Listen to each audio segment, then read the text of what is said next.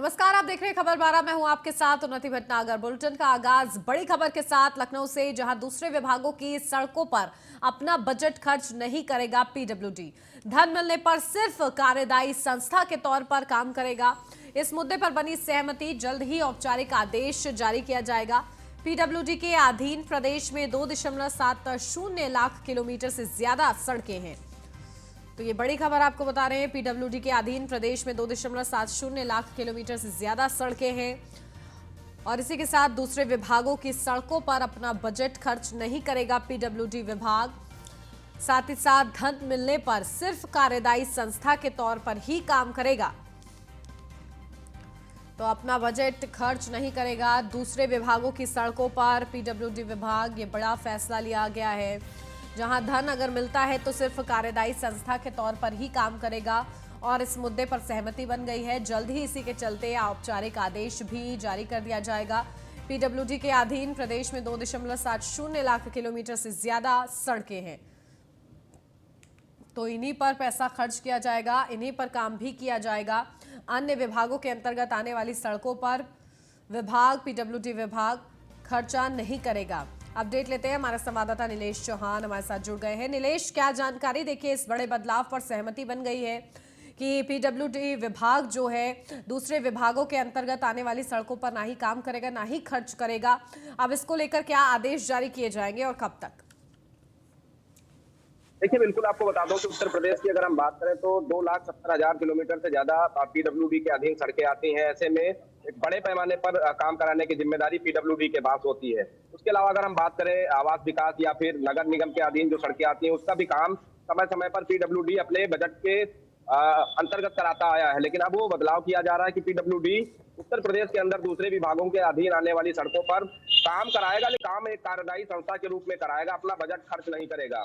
जहां कहीं भी पीडब्ल्यूडी काम कराएगा, इस विभाग की सड़कें होंगी, उस विभाग से जब पेमेंट हो जाएगा उसके बाद कार्यदायी संस्था के रूप में काम करेगा। हालांकि इसका औपचारिक ऐलान कुछ दिन के अंदर ही हो जाएगा, लेकिन ये एक अच्छी पहल है कि पीडब्ल्यूडी अक्सर देखा जाता था कि उत्तर प्रदेश के अंदर किसी भी जनपद में अगर सड़कें खराब है तो पीडब्ल्यूडी उसका काम कराता था और काम कराने के एवज में अपना ही बजट खर्चा करता था और संबंधित विभागों से बजट वो पीडब्ल्यूडी को समय पर उपलब्ध नहीं होता था, जिसके कारण 2,70,000 किलोमीटर से ज्यादा जो किलोमीटर से ज्यादा जो सड़कें पीडब्ल्यूडी के अधीन है, उनका काम कहीं ना कहीं फंस जाता था। इस लिहाज से महत्वपूर्ण फैसला लिया गया है और हालांकि औपचारिक ऐलान कुछ दिनों के अंदर हो जाएगा।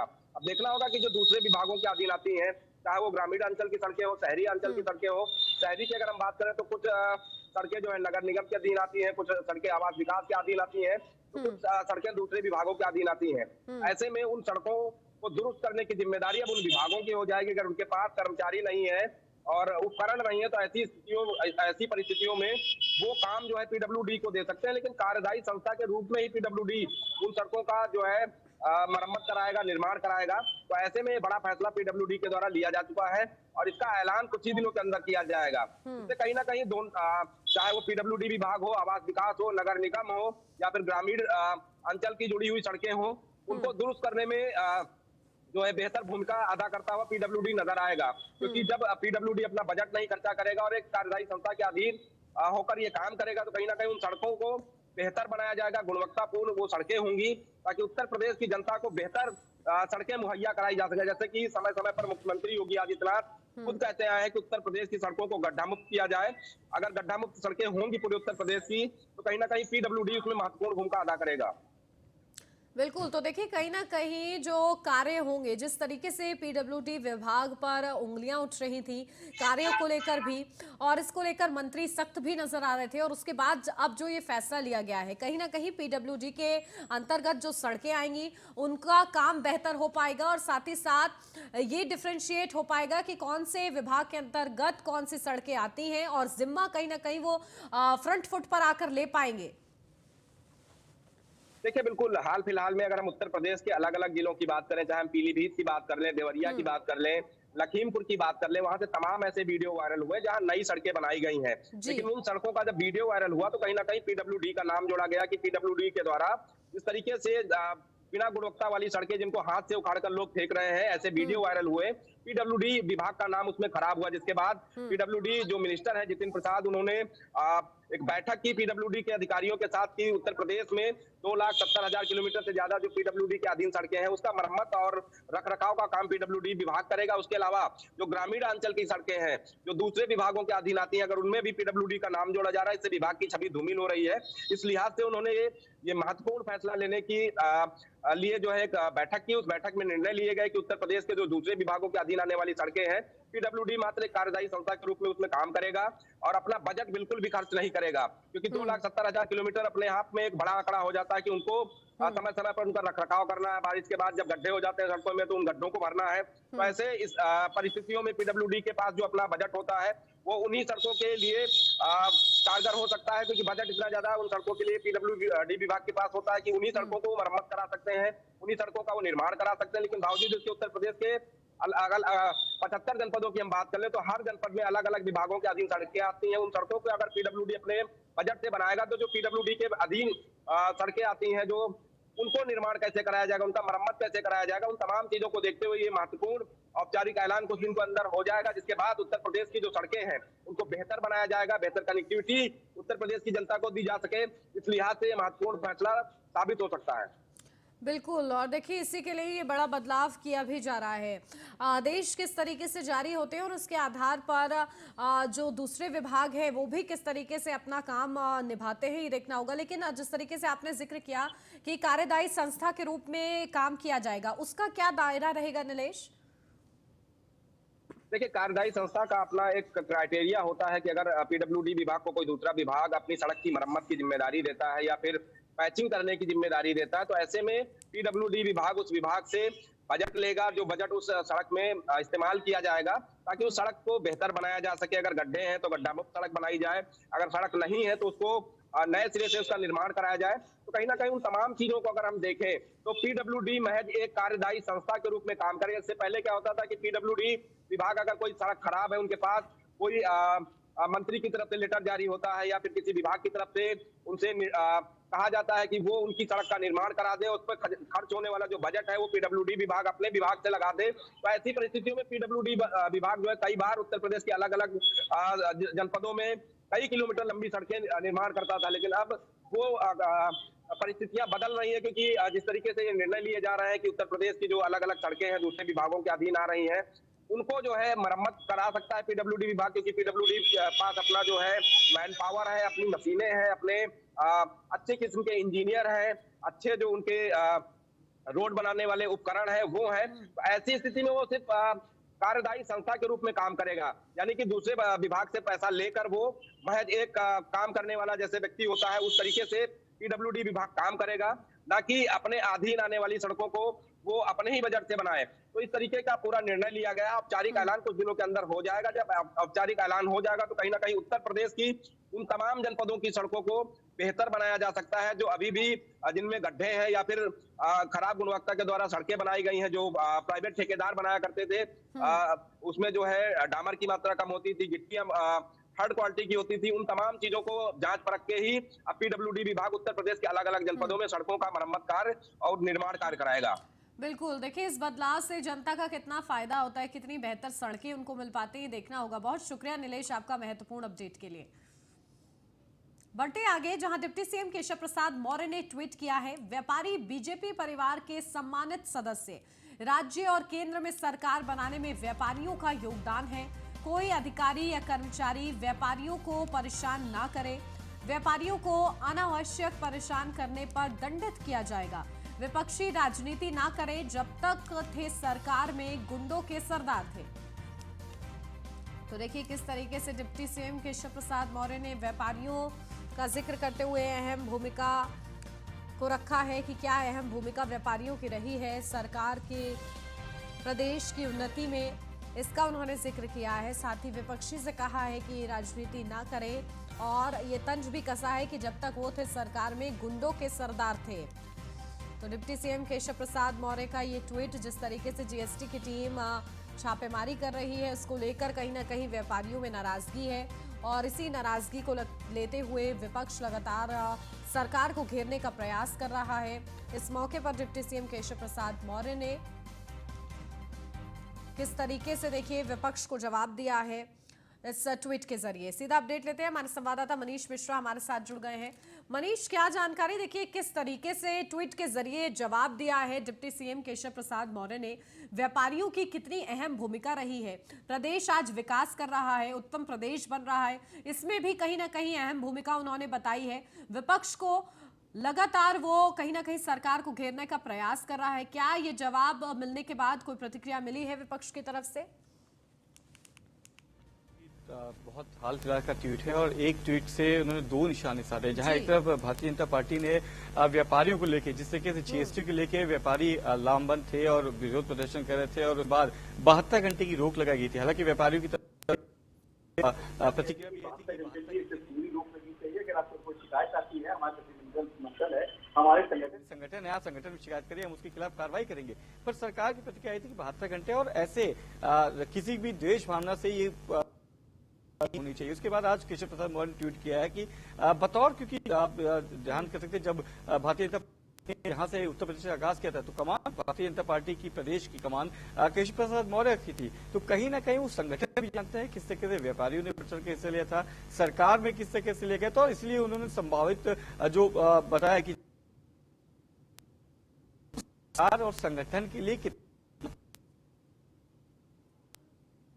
होते हैं, किसी भी प्रदेश की सरकार की जो विकास योजना होती है उसमें व्यापारियों का जो योगदान होता है बहुत महत्वपूर्ण होता है। साथ ही साथ उन्होंने विपक्ष को भी निशाना साधा। उन्होंने बोला है कि जिस तरीके से विपक्ष इस पे राजनीति कर रहे हैं, क्योंकि लगातार हमने देखा था समाजवादी पार्टी के जो राष्ट्रीय अध्यक्ष अखिलेश यादव वो लगातार बोलते नजर आते कि व्यापारियों का उत्पीड़न भारतीय जनता पार्टी की योगी सरकार कर रही है। लगातार उत्पीड़न किए जा रहे हैं, तो उसको भी कहीं ना कहीं साधते हुए उत्पीड़न किए जा रहे हैं, तो उसको भी कहीं ना कहीं साधते हुए ट्वीट है कि अब विपक्षी राजनीति में जो खुद थे तो उनके जो सरदार थे वो गुंडों के सरदार थे, और उस तरीके की राजनीति उत्तर प्रदेश की भारतीय जनता पार्टी की राजनीति में नहीं होती है। हालांकि ट्वीट अभी बहुत जल्दी हुआ है, उसके बाद क्या प्रतिक्रिया आती है इस पे विपक्ष के द्वारा वो देखने वाला होगा, क्योंकि जवाब तो जरूर दिया है उन्होंने और एक ट्वीट से दो निशाने साधने का काम किया है डिप्टी केशव प्रसाद मौर्य ने। जो कि अनुमान देखा जाता है कि जब केशव प्रसाद मौर्य कुछ जवाब देते हैं और खासतौर से विपक्ष को जब जवाब देते हैं और समाजवादी पार्टी को, तो उनके जो जवाब होते हैं उसमें बहुत ज्यादा तलकियां रहती है। उसमें भी हमें देखने को मिला उनके ट्वीट में भी कि जिस तरीके से उन्होंने आखिरी लाइन लिखी है कि विपक्षी राजनीति ना करें, सरकार में थे तो गुंडों के सरदार थे। तो इसमें देखना होगा कि प्रतिक्रिया आती है, पर साफ संदेश दिया है कि भारतीय जनता पार्टी की योगी सरकार हो चाहे मोदी सरकार हो, वो जानती है कि कितनी अहमियत है व्यापारियों की, व्यापारियों का योगदान रहा है, तो उनका सम्मान है। कल जिस तरीके से प्रदेश अध्यक्ष ने बोला था कि कार्यकर्ता आधार है, उसी व्यापारी भी के रूप में उनका बरकरार रहेगा भारतीय जनता पार्टी में। कोई भी पहचान करेगा तो उसको तहजीब किया जाएगा। बिल्कुल, और देखिए इसी की तरह किस तरीके से अब इस जवाब पर प्रतिक्रियाएं सामने आती हैं ये देखना होगा। बहुत शुक्रिया मनीष आपका तमाम जानकारी के लिए। यूपी में जीएसटी की कार्रवाई पर मायावती का ट्वीट आया है, जहां नए जीएसटी राज के जंजाल से व्यापारी पीड़ित हो चुके हैं। यूपी में जीएसटी छापेमारी से व्यापारी दुखी हैं, व्यापारी बाजार बंद कर रहे हैं, आंदोलन करने को मजबूर हैं। व्यापारियों की परेशानियों का निवारण जरूरी है। बढ़ती महंगाई से लोगों की क्रय शक्ति घटी है। गरीब जीएसटी की महंगी दर दुकान चुकाने को मजबूर हो चुका है। व्यापारी मजबूर है लेकिन सरकार निश्चिंत है। तो बीएसपी प्रमुख मायावती का ये ट्वीट आपको बता रहे हैं जीएसटी की कार्रवाई पर, जहां उन्होंने लिखा है कि सरकार की गलत नीतियों व कार्यशैली आदि का ही परिणाम है कि पहले से ही नए जीएसटी राज के जंजाल से पीड़ित व्यापारी वर्ग अब यूपी में भी जीएसटी सर्वे छापेमारी से तंग दुखी होकर बाजार बंद एवं आंदोलन करने को मजबूर हो रहे हैं, जिसका निवारण जरूरी है। साथ ही गरीबी, बेरोजगारी व महंगाई के इस कठिन दौर में लोगों को क्रय शक्ति काफी घट गई है, फिर भी गरीब व मजदूर दैनिक उपयोग की वस्तुओं पर भी जीएसटी की महंगी दर चुकाने को मजबूर है, किंतु सरकार निश्चिंत है कि उसका जीएसटी कलेक्शन बढ़ रहा है। क्या ऐसी सोच उचित है, जनहितैषी है?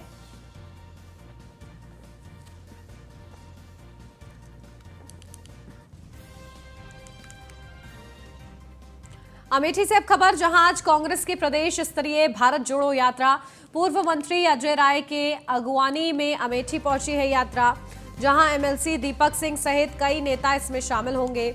अजय राय के नेतृत्व में कांग्रेस मुख्यालय से जायस तक निकलेगी पदयात्रा। पदयात्रा के बहाने निकाय चुनाव की तैयारियों में भी जुटी है कांग्रेस। तो एमएलसी दीपक सिंह सहित कई नेता शामिल होंगे। अजय राय के नेतृत्व में कांग्रेस मुख्यालय से जायस तक निकलेगी पदयात्रा। तो वहीं पदयात्रा के बहाने निकाय चुनाव की तैयारी में भी जुटे हैं कांग्रेसी। तो अमेठी से ये बड़ी खबर, आज कांग्रेस की प्रदेश स्तरीय भारत जोड़ो यात्रा पूर्व मंत्री अजय राय के अगवानी में अमेठी पहुंची है ये यात्रा। एमएलसी दीपक सिंह सहित कई नेता इसमें शामिल होंगे। अजय राय के नेतृत्व में कांग्रेस मुख्यालय से जायस तक निकलेगी ये पदयात्रा। हापुड़ से अब खबर, जहां सामिया गार्डन कॉलोनी में सुरक्षा गार्ड की मौजूदगी में फायरिंग हुई, जहां पैसों के लेन देन को लेकर दो पक्षों में मारपीट और फायरिंग हो गई। मारपीट के दौरान युवकों ने तमंचा लहराया। घटना का वीडियो सीसीटीवी कैमरे में कैद हुआ है। सिटी कोतवाली क्षेत्र के सामिया गार्डन कॉलोनी की ये पूरी घटना बताई जा रही है। तो देखिए, मारपीट के दौरान युवकों ने तमंचा लहराया है। सामिया गार्डन कॉलोनी की ये पूरी घटना है। घटना का वीडियो सीसीटीवी कैमरे में कैद हुआ है। सिटी कोतवाली क्षेत्र के सामिया गार्डन कॉलोनी की ये पूरी घटना सामने आई है, जहां किस तरीके से देखिए मौजूदगी में जहां सुरक्षा गार्ड मौजूद है बावजूद इसके फायरिंग की गई। अपडेट लेते हैं, हमारे संवाददाता मोहम्मद ताहिर हमारे साथ जुड़ गए हैं। ताहिर, क्या जानकारी? देखिए, पैसों के लेन देन को लेकर ये फायरिंग हुई है और सुरक्षा गार्ड वहां पर मौजूद रहे हैं, क्या कुछ ये पूरा मामला रहा है? हाँ जी, आपको बताना चाहूंगा, दो पक्षों का पैसे का लेन देन था, जिसको लेकर एक पक्ष सामिया गार्डन, जो कि सबसे पॉश कॉलोनी मानी जाती है, सबसे सुरक्षित कॉलोनी मानी जाती है और वहां गार्ड तैनात रहते हैं, वहां अंदर कुछ लोग घुसे बाइक सवार और हाथों में हथियार लहराए, फायरिंग की, एक दूसरे से मारपीट हुई। उसके बाद ये जो फायरिंग हुई है, जो सुरक्षा गार्ड वहां मौजूद थे, जो उस कॉलोनी की सुरक्षा के लिए गार्ड मौजूद थे, वो वहां से फायरिंग होते ही भाग खड़े हुए और मौके पर हालांकि पुलिस पहुंच गई और मौके से 2 लोगों को पुलिस ने अरेस्ट कर लिया है। बाकी जो और लोग हैं, इसमें और भी कुछ नाम आ रहे हैं, जिनको पुलिस जल्द ही गिरफ्तार करने की बात कर रही है। जी बिल्कुल। और देखिए, किस तरीके से इस तरीके की गुंडागर्दी जब सुरक्षा कर्मी मौजूद हैं, क्या संज्ञान फिलहाल लिया गया है?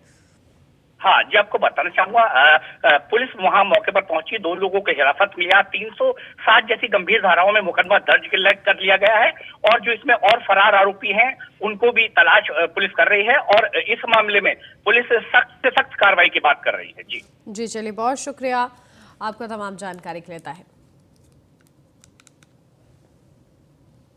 झांसी से अब खबर, जहां झांसी के जिलाधिकारी के निर्देश पर अवैध परिवहन और ओवरलोड वाहनों के खिलाफ दूसरे दिन भी कार्रवाई जारी रही, जहां प्रशासन ने संयुक्त रूप से कार्रवाई करते हुए 2 जेसीबी और 2 डंपर को सीज किया है। साथ ही अवैध पार्किंग में खड़ी सरकारी रोडवेज बस का भी चालान काटा गया है। वहीं एआरटीओ एसके अग्रवाल ने बताया है कि जिलाधिकारी ने संयुक्त टीम का गठन किया, जिसके बाद टीम ने कार्रवाई करते हुए अवैध पार्किंग करने वाले वाहनों के खिलाफ कार्रवाई की गई है।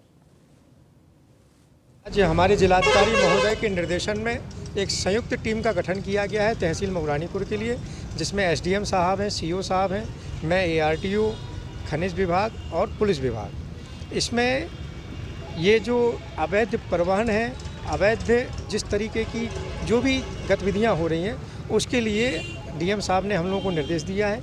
इसके तहत आज जो कार्रवाई हुई है उसमें सकरार थाने में एक बिना टैक्स के जेसीबी बंद की गई है। यहाँ रेलवे स्टेशन के सामने जो कुछ बसें अवैध रूप से पार्क हो जाती हैं, जिनको बार बार मना करने के बावजूद भी जो नहीं माने, उनका आज चालान किया गया। आज हमारे जिलाधिकारी संवाददाता राजीव दीक्षित हमारे साथ जुड़ गए हैं। राजीव, क्या जानकारी? देखिए, किस तरीके से सीज किया गया है, 2 डंपर भी सीज किए गए हैं और क्या ये पूरा मामला है? जी, आपको बता दें, जिला प्रशासन लगातार अवैध परिवहन और ओवरलोडिंग के खिलाफ कार्रवाई कर रही है और लगातार चेकिंग पूरे जिले में चल रही है। इसी को लेकर मऊरानीपुर क्षेत्र में आज अम्बेडकर चौराहे के पास उप जिलाधिकारी मृत्युंजय मिश्रा, इसके अलावा अरुण कुमार चौरसिया, सीओ साहब और प्रभारी सतीश कुमार सिंह के अलावा एआरटीओ एसके अग्रवाल के नेतृत्व में चेकिंग अभियान चलाया गया, जिसमें एक जेसीबी और एक डंपर को बिना प्रपत्र के पकड़ा गया है और कार्रवाई की गई है। इसके अलावा एक जो बस है बिना किसी जो स्टेशन के सामने बसें खड़ी हो जाती हैं मुगवानीपुर में, तो अवैध पार्किंग का भी मामला सामने आ रहा है। तो इसी को लेकर उस बस का भी चालान काटा गया है। जी, और देखिए लगातार ये कार्रवाई ऐसे ही जारी रहेगी और ये कार्रवाई कहीं ना कहीं बड़ा संदेश भी दे रही है कि प्रशासन जो है सक्रिय हो चुका है। बहुत शुक्रिया राजीव आपका।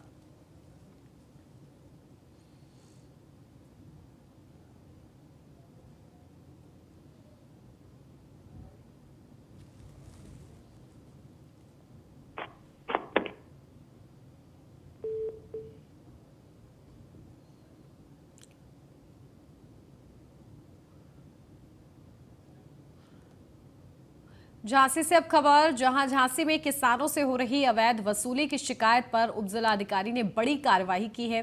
जहां उपजिलाधिकारी ने खुद मौके पर जाकर अवैध वसूली करते हुए युवक को पकड़ा है और उसे पुलिस के हवाले कर दिया है। मामला झांसी के मऊरानीपुर नगर पालिका क्षेत्र का बताया जा रहा है, जहां कुछ लोग नगर पालिका की रसीद लेकर मंडी में आने जाने वाले किसानों के वाहनों से मनमाने पैसे वसूलते थे, जिसकी शिकायत पर यह कार्रवाई की गई है। तो देखिए किस तरीके से नगर पालिका की रसीद लेकर जाते थे मंडी और आने जाने वाले किसानों के वाहनों से मनमाने पैसे वसूल किया करते थे, जिसकी अब शिकायत की गई है। शिकायत पर कार्रवाई की गई है। तो युवक को गिरफ्तार किया है। अवैध वसूली जो करता था, किसानों की तरफ से शिकायत हुई और उसके बाद ये बड़ी कार्रवाई की गई है। उप जिलाधिकारी ने ये कार्रवाई की है, जहां फर्जी पर्चियों के साथ युवक को पकड़ा है और युवक को पकड़ने के बाद गिरफ्तार कर लिया है और साथ ही साथ अब उससे पूछताछ भी की जा रही है। उसी के आधार पर आगे की कार्रवाई भी की जाएगी। अपडेट लेते हैं, हमारे संवाददाता राजीव हमारे साथ बने हुए हैं। राजीव, क्या जानकारी, देखिए किस तरीके से ये कार्रवाई की जा रही है। किसान शिकायत लेकर पहुंचे थे जहां उनसे अवैध वसूली की जा रही थी, युवक को पकड़ा गया है, क्या उसके और भी साथी हैं?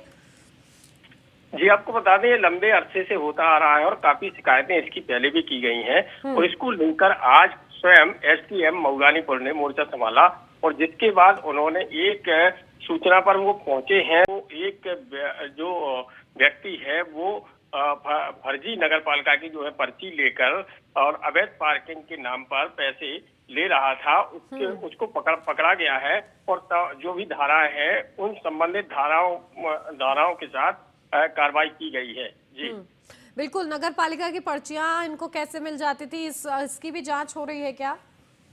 जी बिल्कुल, उपजिलाधिकारी ने इस पूरे प्रकरण को लेकर आदेश दिए हैं कि इस पूरे प्रकरण की जांच की जाए कि आखिर किस तरीके से ये काफी लंबे अरसे से हो रहा था और वहीं कुछ किसानों ने ये भी बताया है कि लगभग 4 साल से पहले से भी ये लोग पर्चियां इसी तरीके से देते थे और अवैध वसूली की जा रही थी वाहनों से। जो भी किसान आते थे पर्ची वो अपना अनाज लेकर और उनसे ये रुपए वसूलते थे। जी देखिए इस तरीके से सरेआम ये धांधलेबाजी चल रही थी और अब युवक को गिरफ्तार किया गया है। आगे क्या कार्रवाई की जाती है देखना होगा। बहुत शुक्रिया राजीव आपका तमाम जानकारी के लिए। बुलंदशहर से अब खबर, जहां फिर सामने आई है दबंगों की दबंगई। जहां मारपीट के बाद महिला से अश्लील हरकत की गई। पीड़िता का वीडियो सोशल मीडिया पर वायरल हो रहा है। दबंगों पर मारपीट और छेड़छाड़ का आरोप है। गुंडों पर कार्रवाई की मांग की गई है। नगर कोतवाली क्षेत्र के ज्ञान लोक कॉलोनी का ये पूरा मामला बताया जा रहा है। अपडेट देते हैं, हमारे संवाददाता अशोक हमारे साथ जुड़ गए हैं। अशोक, क्या जानकारी मिल रही है? देखिए वीडियो सोशल मीडिया पर सामने आया है, दबंगों की खुले तौर पर दबंगई सामने आई है, कोई संज्ञान लिया गया?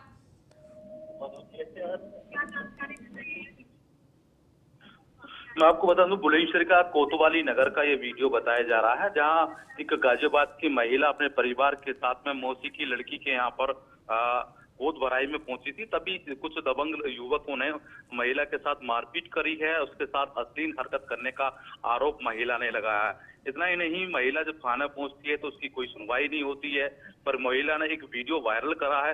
वीडियो वायरल में खुद आप बीती बताती हुई दिख रही है कि मेरे साथ मारपीट करी है और अश्लील हरकत करी है। 3 से 4 लोगों का नाम वो खुद गिन रही है और जाति सूचक शब्द का भी प्रयोग बताया गया है।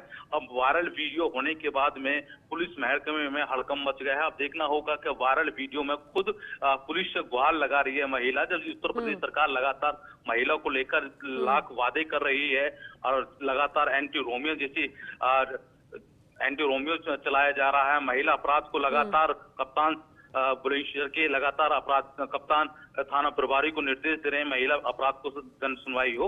तो जिस तरीके की महिला ने एक गंभीर आरोप कोतवाल पे भी लगाए हैं। अब देखना होगा कि न्यूज़ 1 इंडिया इस खबर को प्रमुखता से चला रहा है और चलाने के बाद में अब देखना होगा कि बुलंदशहर पुलिस उन दबंग युवक हैं उनके खिलाफ क्या कार्रवाई करती है और क्या मुकदमा लिखकर उनके खिलाफ कानूनी कार्रवाई की जाती है। हालांकि वीडियो के में साफ देख सकते हैं कि जिस तरीके की महिला एक गंभीर आरोप लगा रही है और बता रही है कि मेरे पे पेटों पे भी लात मारी है उन लोगों ने। तो जिस तरह आप देख सकते हैं कि एक वीडियो वायरल होने के बाद में बुलंदशहर पुलिस क्या कार्रवाई करती है। क्या संज्ञान देखिए लिया जाता है इस पूरे वीडियो पर, और जिस तरीके से इस खबर को प्रमुखता दी जा रही है देखना होगा। बहुत शुक्रिया अशोक आपका तमाम जानकारी के लिए।